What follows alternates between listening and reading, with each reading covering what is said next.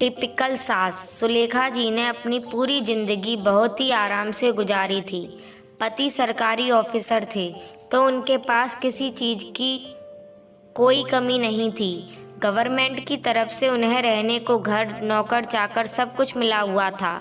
ऊपर से उनकी गोद में 3 बेटे थे। सभी लोग कहते हैं तुम तो बड़ी भाग्यशाली हो, अभी भी ऐसा आराम से जी रही हो और बुढ़ापे में भी 3 बहुएं तुम्हारी सेवा करेंगी। सुलेखा जी को अपनी किस्मत पर बहुत ही नाज है। समय अपनी गति से चल रहा था। तीनों बेटों की शादी हो गई। घर में अच्छी पढ़ी लिखी सभ्य लड़कियां बहू बनकर आ गई थी। जिस दिन सुलेखा जी के पति ने अपनी जॉब से रिटायरमेंट लिया था, उसी दिन से सुलेखा जी ने भी अपनी गृहस्थी से रिटायरमेंट ले लिया था। सारा काम बहुओं के ही जिम्मे कर दिया था। अपने पति और बेटे के कहने पर यदि किचन में कुछ बनाने जाती तो उस दिन मानो बहुओं की सामत आ जाती। सुलेखा जी वैसे भी कड़क स्वभाव की थी। बहुओं के लिए तो वह और टिपिकल सास से भी ज़्यादा थी। बहुओं को ताना मारना, उन्हें और उनके परिवार को कोसना उनका पसंदीदा शगल था। बहुएं आपस में साझेदारी से काम करने की कोशिश करती तो वह उन लोगों में फूट डालकर राज करने की कोशिश करती हैं।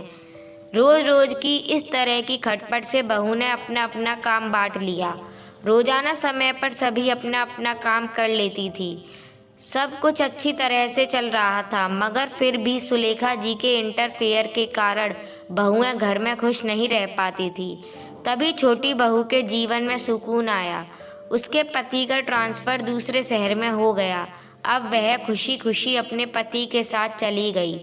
एक बहू के जाने से बाकी की 2 बहुओं की जिम्मेदारी और बढ़ गई।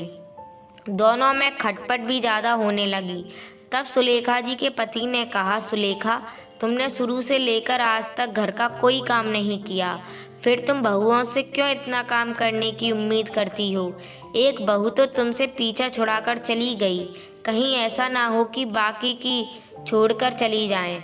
सुलेखा जी नाराज होकर बोली, ऐसे कैसे चली जाएंगी? मैं भी तो देखूं मेरे बेटे को कैसे लेकर जा सकती हैं।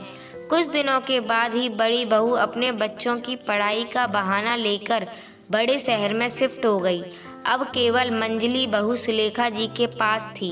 अपनी दोनों बहुओं के जाने के बाद सुलेखा जी को अपनी गलती का थोड़ा सा तो एहसास हुआ, मगर फिर भी उन्होंने काम करना शुरू नहीं किया, बल्कि बहू की मदद के लिए काम वाली को लगा दिया। एक दिन मंजली बहू के पिताजी की तबीयत अचानक से खराब हो गई और उसे अपने मायके जाना पड़ा।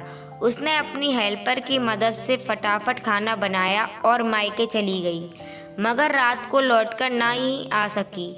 अगली सुबह जैसे ही वह घर में आई, वहाँ का नज़ारा देखकर हैरान रह गई।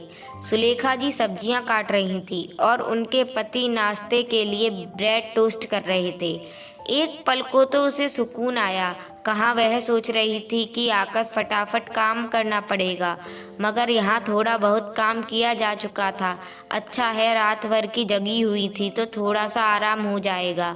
वह सोच ही रही थी कि उसे देखकर सुलेखा जी चिल्लाते हुए बोली, बहू, मैंने तुमसे कहा था ना कि रात को वापस घर आ जाना, मगर तुम रात को वापस नहीं आई। मुझे ही सबके लिए खाने में खिचड़ी बनानी पड़ी और अब देखो सुबह से खाने की तैयारी कर रही हूँ। अब आ गई हो तो थोड़ा जल्दी जल्दी हाथ चलाओ। सब्जी कटी हुई है, मिक्स वेज कड़ी, पुलाव और आम का रस बना लेना। और हाँ, पुलाव के साथ चटनी पीसना मत भूलना। कल तो सबने ऐसे ही खाना खाया, कम से कम आज तो सब लोग पेट भरकर खाना खाएं। सासू माँ की बात सुनकर बहू की आंखों में आंसू आ गए। किसी ने एक बार भी पूछना जरूरी नहीं समझा कि तुम्हारे पापा की तबीयत अब कैसी है। आते ही मुझे काम बता दिया। यदि सबने एक दिन खिचड़ी खा ली तो क्या कोई आफत आ गई जो अब सबको 56 भोग चाहिए? वह तुरंत बोली, मम्मी जी, मैं रात भर की जगी हुई हूँ, मैं तो खाना नहीं बना पाऊंगी। यदि आप खाना बना पाएं तो ठीक, वरना मैं तो ऑनलाइन ऑर्डर कर देती हूँ। बहू की बात सुनकर सुलेखा जी नाराज होकर बोली, बेटा, यह कौन सी बात हुई? भूखे होते हुए बाहर से खाना आएगा? वैसे भी मुझे मैदे की रोटी हजम नहीं होती।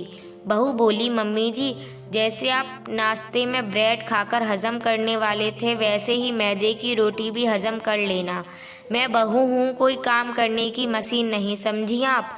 बहू की बात सुनकर सुलेखा जी का चेहरा उतर गया, मगर बहू के मन में सुकून था कि आज यदि वह अपनी बात नहीं कहती तो शायद उम्र भर सुलेखा जी उसे अपने इशारों पर नचाती रहती।